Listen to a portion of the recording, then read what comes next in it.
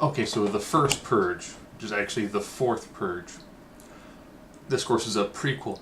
Now, at the end of the last one, you had a woman elected president who was supposed to defeat the new founding fathers, whose plan was to remove the Purge, which then led to a massive violent uprising the day after the Purge, which I thought that'd be a unique continuance.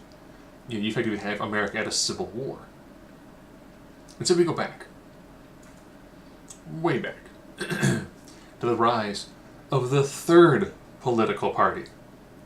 Yes, this time it's not the Republicans, it's the new founding fathers. Of course, they have the backing of the NRA. Their whole thing is, we're gonna help America become reborn.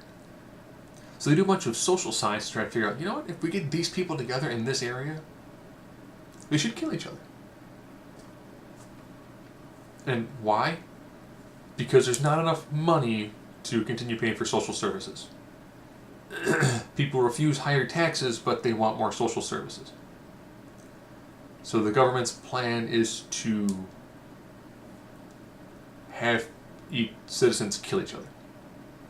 But they find out quickly it's not happening very well.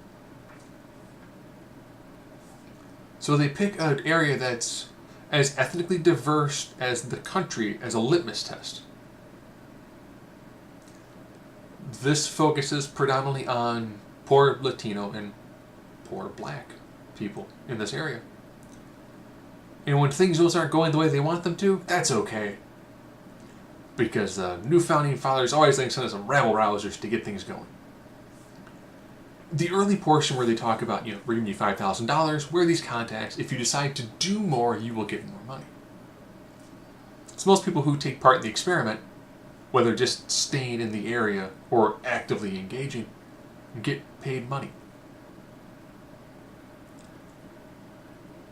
But then they throw into the propaganda of, these people who should be incredibly violent towards each other, before the Purge starts, someone gets attacked with a knife, it's responded with gunfire.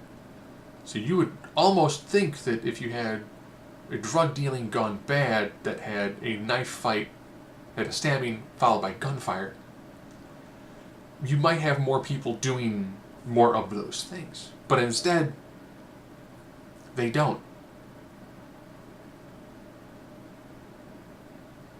So I guess the social sciences were wrong. People are genuinely pretty good.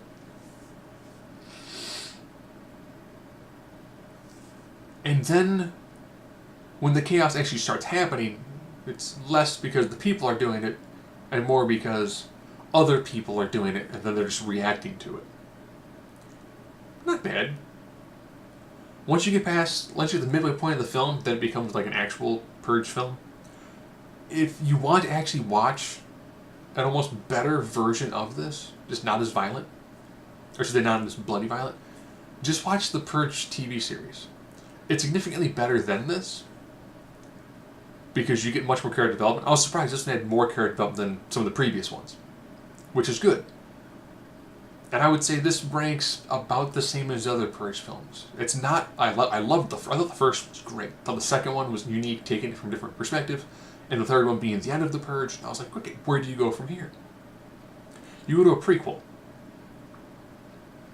There's enough that works well within the continuity of the franchise. If you walk into this pretty much being like, okay, if it's a white male, they're probably bad. If it's a white woman, it's a toss-up. Anybody non-white is probably a hero. If that's the mindset you walk into with, you will see it left and right and center, and that's just the way the film comes off. If you got more open-minded, you kind of go, okay. It's not great, it's not horrible. I would say it's part and parcel for the Purge, but I'd probably say that what started off as a good concept, this should be the last film, unless they decide to do a continuity of the end of the third film and have like a pseudo-American Civil War, which would actually be pretty interesting to see. Maybe that'll be next year's, depending on how the election cycle goes.